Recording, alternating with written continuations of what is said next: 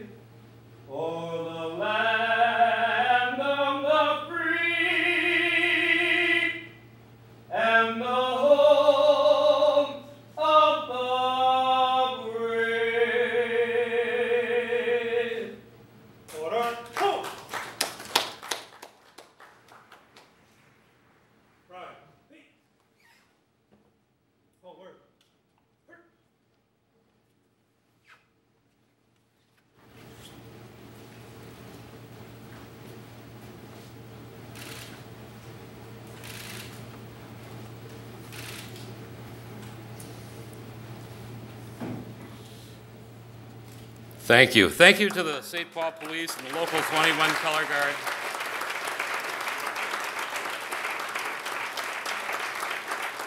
And to Maurice J. Cox for that stirring opening. Thank you very much.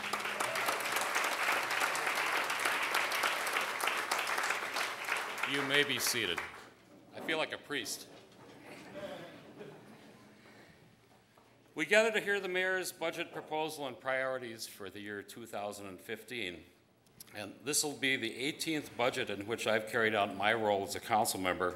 And I can tell you that budgets are made of more than just paper, ink, and spreadsheets. Budgets are the city's way of carrying out the job of building and protecting communities. As you can see here in the Schmidt Artist Lofts, if you look down the avenue to the little Bohemia neighborhood, our historic downtown, along the Green Line and east and west, all across the city, in every one of our great neighborhoods, there's life and there's energy in St. Paul. This vitality is a direct result of what happens when leaders in the community come together and share a mutual vision of who we are and who we will become.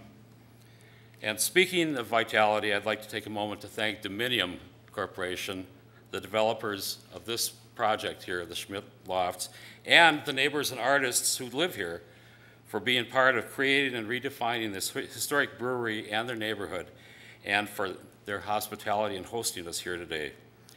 As a council member representing this neighborhood, I'm proud of the work that we've accomplished in 2014, and I look forward to ensuring that we build on our momentum throughout 2015 by making strategic investments that redefine our values and build our neighborhoods. So without further ado, I give you Mayor Chris Coleman.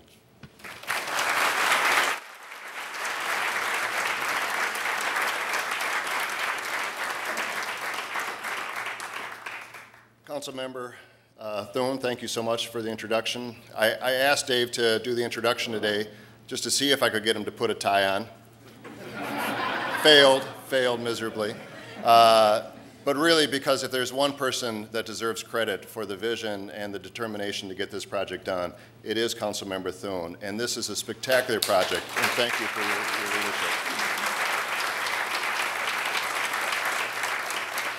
Maurice, thank you for the national anthem. It pays to go out and hear great music sometimes because you run into people, and I found out Maurice lived here. I know how traumatic it was for him to move from Minneapolis to St. Paul, but he has found in the Schmidt Artist Lofts an incredible community where artists will thrive, and the future is very bright, so thank you so much. And thank you all for being here, Council President Lantry, members of the council, distinguished guests. There are moments in history that define the future for generations to come. Often those moments are not recognized as they happen. Rather, only through the reflective lens of history can we identify when a new course was set. When a bootlegger named Pierre Perrant was kicked out of his roost across the river from Fort Snelling, I doubt the commander understood that his actions would plant the seed for the future capital of Minnesota.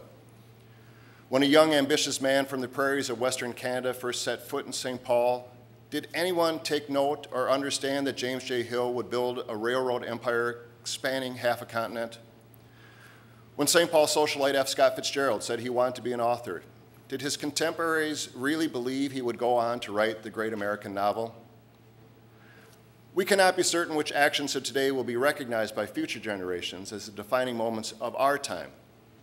Will it be the decision to build the Green Line and include 3 additional stops that truly serve the community? Will it be our continued commitment to the development of a robust cultural scene that draws thousands and thousands of visitors to St. Paul on a regular basis? Will it be a child coming out of the Arlington Hills Community Center with a newly discovered sense of all she is capable of, who will go on to write the great American novel of the 21st century, invent a life-saving device, or go onto the Supreme Court or into the Oval Office? We don't know, but we must continually evaluate our decisions today with a simple question: how might what we do influence the future? And so we gather today to talk about the future, our hopes and aspirations for our community, our shared values, and the challenges we must confront.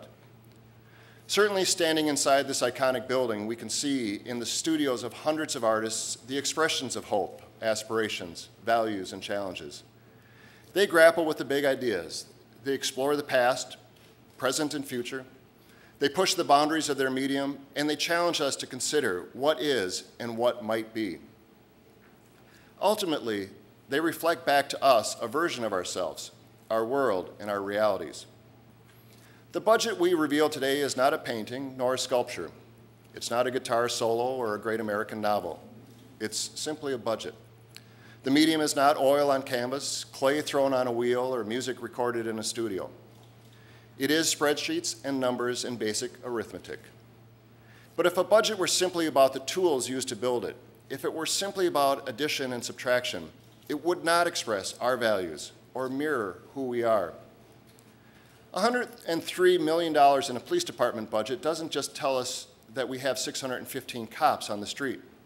It tells us about a community that values a safe city, where officers know the people and families and neighborhoods, where they get to have events like National Night Out or community barbecues with the cops.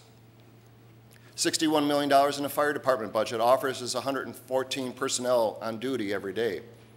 But more importantly, it offers 4-minute response times when a neighbor, friend, or loved one suffers a cardiac arrest, leading to a survival rate more than 3 times the national average. A human rights and equal economic opportunity department, while a small part of the city's overall budget of nearly $515 million, is a $4 million commitment to equity, to working toward a day when every resident of St. Paul has the chance to reach their full potential, unencumbered by practices that close doors to their future. As in past years, the 2015 budget I present here today mixes aspiration with reality, hope with hard truth, and inspiration with intractable assessments of yet another difficult fiscal year ahead. And it includes input from all of you. Through community conversations and comments shared online, several fundamentals have emerged. First, the people of St. Paul are excited about all the great things that are happening. Investment in transportation, festivals filled with world-renowned artists, new housing developments, renovated and new libraries and community centers, enriching summer activities in our parks, restaurants, and tap rooms springing up in the corners of the city that have seen little investment in decades, all are part of a changing landscape for the city of St. Paul. There's a clear sense that we are on the right track. Even visitors from other parts of the country, such as the more than 225 participants in the National League of Cities Summer Conference, immediately grasped the excitement generated by new investments being successfully woven into a historic fabric. Second, I've heard loud and clear that the deteriorating conditions of our roads is unacceptable. Aging roads in a particularly harsh winter, followed by a protracted and wet spring, led to lunar-like conditions across our city. While it's not a problem unique to St. Paul will lead the way in repairing our streets. Third, residents expect a great deal from city government, but they're growing increasingly concerned about the burden of property taxes. Recent analysis of data from the State Auditor's Office reveals that steep decreases in local government aid since 2003 resulted in total city revenues dropping 15.6% statewide, even when local taxes increases are factored in. This shift falls heavily on our residents. And so the challenge before us in 2015 is as it has been in the past. How do we balance the demand and desire for services with the cost to provide those essential services? The basic principles underlying my budget are, first, we must continue to make investments that fuel the momentum we're experiencing in St. Paul. Almost every week there's a new opening of a business or a groundbreaking for new homes. 8 years ago there was little interest in development of the Cleveland Circle Seven Corners site. Now every developer I've spoken to, and I've spoken to many lately, wants to share their vision for this dynamic corner of the city. The national interest in the Ford site will lead to a rich pool of developers offering proposals for the 125-acre redevelopment opportunity when Ford puts the site up for sale next year. And our vision for a 21st century community will be brought to life. New restaurants on Payne Avenue, along with the new Arlington Hills Community Center, are bringing renewed vitality to a storied St. Paul neighborhood. Ridership is exceeding projections on the Green Line, and people are exploring the myriad of restaurants and shops on University. In the first half of this year alone, we've celebrated new grocery stores and tap rooms, community centers and parks. We've rebuilt fields and refurbished breweries. We've welcomed PR firms and expanded salsa makers. We've opened theaters and greeted train riders at a new old home in the Union Depot. We have to make sure that this momentum is sustained and brought to every part of our community, and we must budget in a way that makes that possible. The second underlying principle is that our budget must continue to promote equity in our community. We have a great city that's getting better every day, but too many of our residents have neither the resources nor the education to enable their success. Systemic barriers impose an even greater hurdle for them. In the last few years, we've tackled this issue head-on, but much work remains. In housing, in employment, in city contracting, in education or youth summer employment, we'll continue to open doors for all in the city. The third guiding principle is the responsibility we hold to be good stewards of public resources. This doesn't simply mean keeping the levy low. Others have tried that before, resulting in cuts and neglect that hurt us in the long run. But it's also clear that the shift from state resources onto the backs of homeowners has placed tremendous pressure on our residents. While we celebrate the great quality of life we have in St. Paul, we must still do what we can to not overburden our hardworking members of our community. At the beginning of this budget process, I directed all department heads to review every single line in their budgets and look for possible cuts and look for innovative ways to help drive future savings. This, I remind you, is on the heels of 8 straight years of difficult budgeting.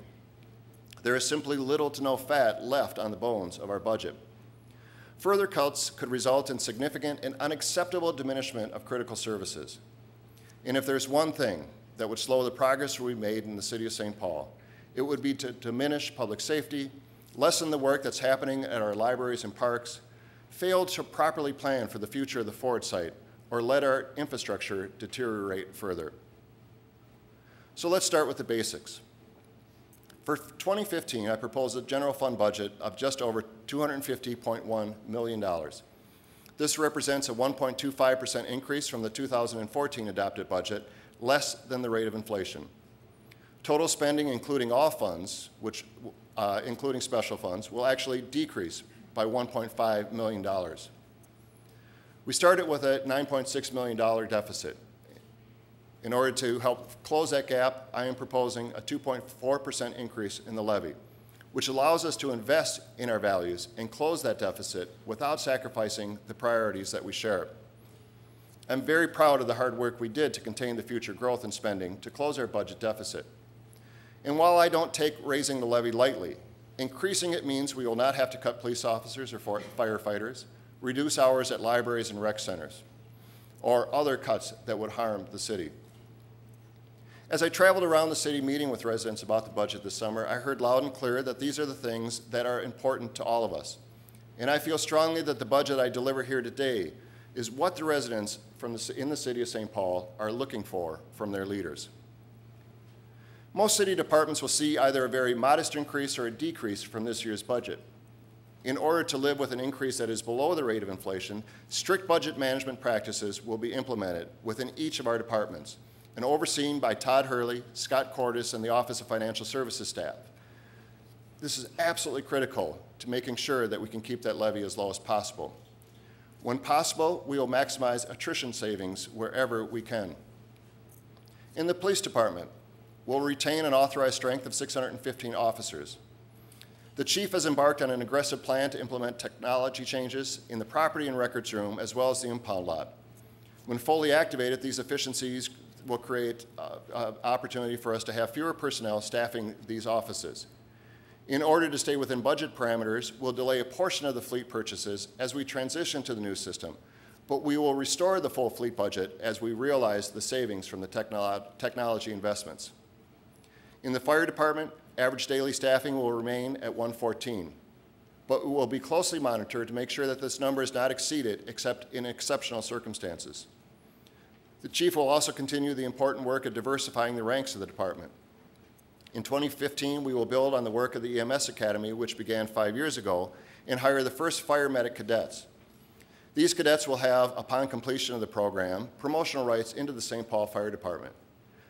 This unique program will open doors of opportunities for members of our community who have not seen a path for themselves in fire and EMS services. One department clearly in need of additional resources is our Department of Safety and Inspections. As we have emerged from the recession and as the Green Line opened, we've seen an uptick in construction throughout the city. New transportation options like Uber and Lyft, while offering an innovative service to our residents, are creating a whole new demand for oversight. And our desire to ensure all residents live in safe conditions led to a sweeping program in 2007 designed to inspect every rental unit in the city. This goal, while laudable, was never met with necessary resources to carry out the work. While adding additional capacity will help, it is insufficient and quite frankly can never be solved. This problem can never be solved without adding additional inspectors. So in 2015, I propose adding 3 additional fire certificate of occupancy inspectors to DSI.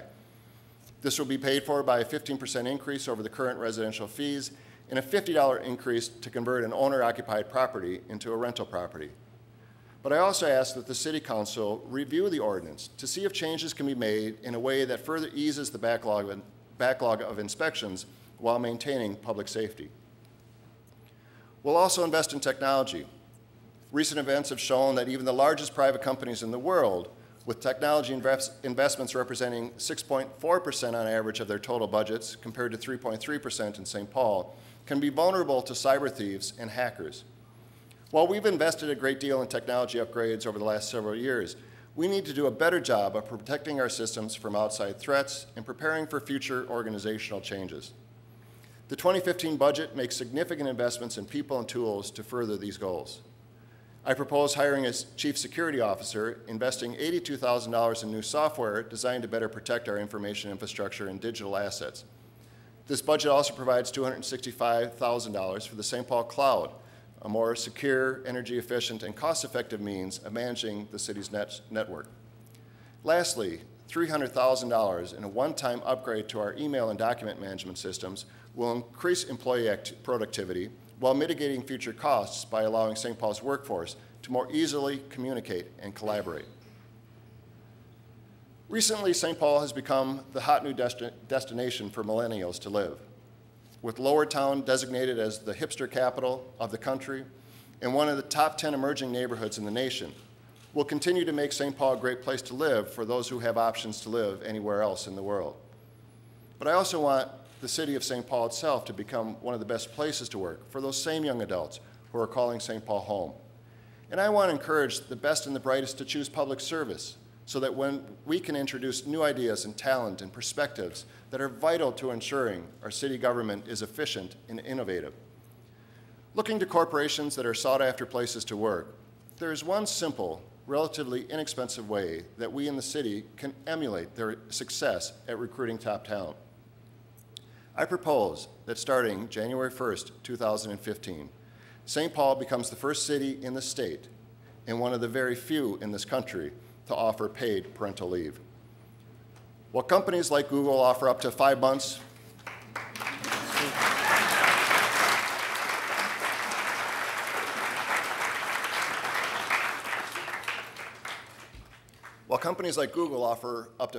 of paid leave following the birth or adoption of a child, I propose a more modest support for parents. 4 weeks of paid leave for a birth mother and 2 weeks of leave for the non-birth parent. I believe that this policy is good for our families, good for our recruitment of new employees, and good for our city. My administration remains focused on achieving equity. One of the areas of racial equity work we are seeing the most return on our investment is our work with our youth in after-school and summer programs. The Sprockets program will build on the work that they've already done. We'll build a community of learning where children and adults have opportunities at every turn to grow and learn. You see that in our libraries and recreation centers, in Arlington Hills Community Center on the east side, where circulation is through the roof and the Teen Media Center is always full. We're making further investments in Sprockets' ability to connect our youth to programs at our libraries, in our schools, and with our community partners. We know that this investment will pay off tremendously. We're also investing in the pipeline of young people who will be future leaders of our city. Right Track is a successful program that matches high school juniors and seniors to summer jobs. These youth gain valuable employment and resume building experiences. We see great potential for this program in the participants who are primarily kids of color. We'll invest additional resources in this program in order to significantly expand it in the years ahead. Culturally relevant programming is one surefire way to promote equity. Many Hmong leaders, including Senator Fong He and Charles Vu, known to us all as Uncle Charles, have been asking for years for a Tulu court in the city of St. Paul. Tulu is a spinning top game played on a court approximately the size of a tennis court. For $30,000, we can build the first of these courts in the city of St. Paul. Senator He is also seeking legacy funding to help build other courts in communities with sizable Hmong populations. I have identified available funds for the first court in the city of St. Paul and have directed Parks Director Mike Hom to move expeditiously to get this done. I want to thank Senator He for his leadership on this effort and Uncle Charles for his continued demand that we build a Tulu court in the city of St. Paul.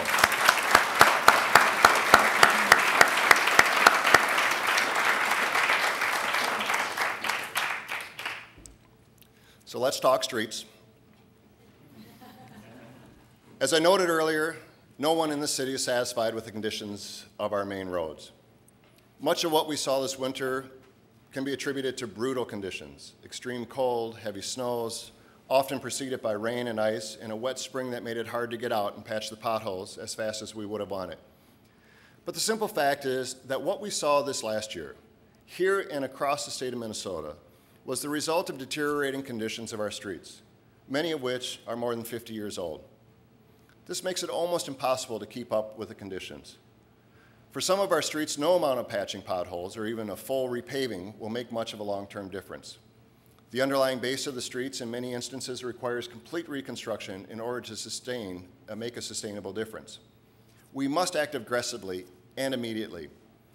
The first phase was to identify every dollar to resurface as many of the terrible 20, the worst streets in the system based on road condition and traffic volume, and fix as many of them as possible. I want to thank the City Council for acting on the proposal to add $2.5 million in this summer's program to accelerate some of the work in our streets. But the next phase is harder, and it requires us to make tough choices. For 2 decades, we've had a residential street vitality program that has directed up to $12.5 million a year to fixing and upgrading our residential streets. While this has been a very important and popular program, no similar program has been directed towards the arterial streets, those main thoroughfares most people travel on every day. I propose creating the St. Paul Street Vitality Program as we go forward. While we'll direct $14.5 million into our streets in 2015, $10 million of this will be now directed towards additional work on the arterials, and $4.5 million will be continued to be directed to our residential streets. We'll also include $2 million in one-time revenue in 2015. This will allow us to kickstart the complete reconstruction of our arterials like 3rd Street, a road so deteriorated that no amount of patching or even repaving will do.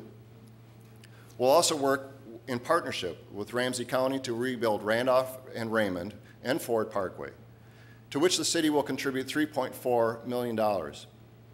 We're rebuilding the bridge structures underneath Kellogg Boulevard with our state and federal partners using $4 million in city resources. As I mentioned, this is not simply a St. Paul problem. 84% of the city streets in the state of Minnesota are funded exclusively by property taxes and special assessments. In every corner of the state, residents are frustrated and elected officials are deafened by the volume of complaints. I believe that a statewide plan has to be a part of the short and long-term solution.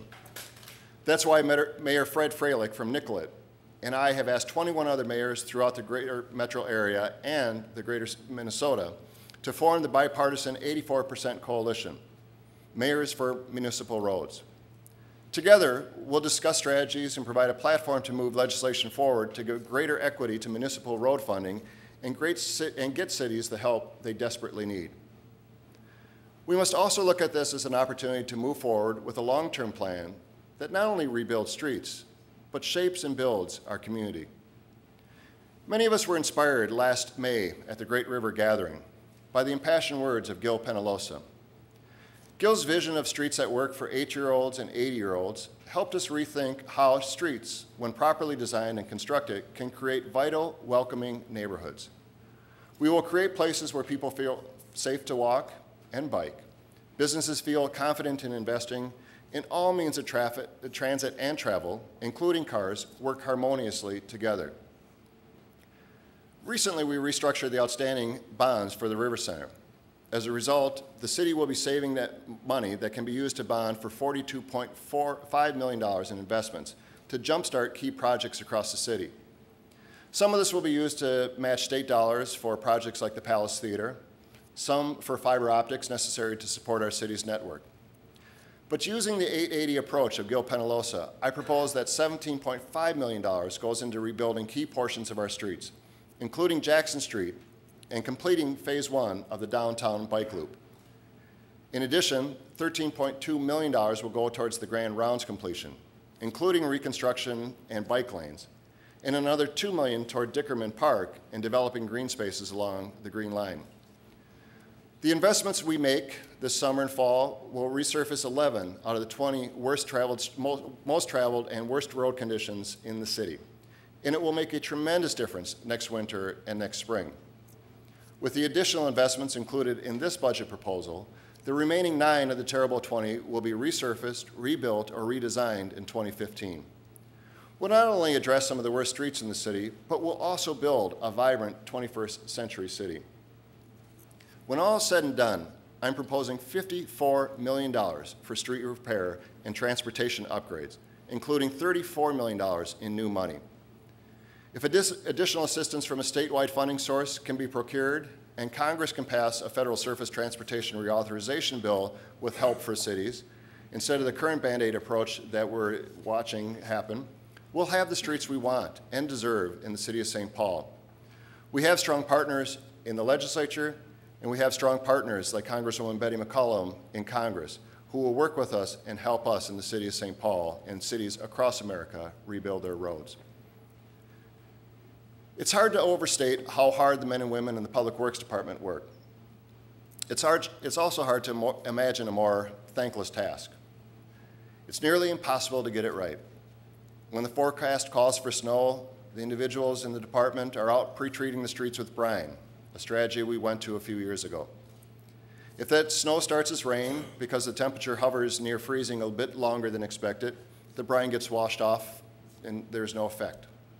If the temp then drops rapidly, we have an icy mess that no amount of salt can melt. And we have to rely on Mother Nature to warm up enough to help us melt the ice on the roads. I demand a great deal from Public Works, from Director Rich Lollier, from City Engineer John Matsko, and all the staff in the Public Works Department. I've asked them to constantly evaluate their procedures, proactively manage storms, and remain overly aggressive at the risk of being criticized for doing too much rather than too little. While I believe we are managing well under difficult circumstances, I always believe a fresh set of eyes on any department policy can only help. Over the years, we've had outside reviews of both the police and fire departments in the city. While these have been conducted by private agencies, we have a unique opportunity to work with consultants to review public works procedures through a new public-private partnership. Civic consulting is a new endeavor that matches pro bono consulting services from the private sector with areas of need in the public sector, with the goal of applying private sector disciplines to public sector endeavors. Following the successful path of Civic Consulting Chicago, the work with St. Paul Public Works will be the inaugural effort for Civic Consulting Minnesota. They'll act as advisors to our public works leaders and to make sure operations are efficient and resources are effectively deployed, even if the weather doesn't cooperate. Driving St. Paul will be different next winter and spring.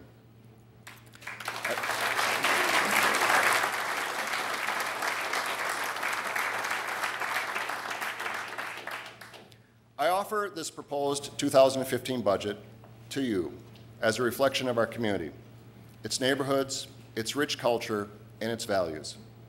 It's neither science nor art, but certainly it is more than simply numbers on a page.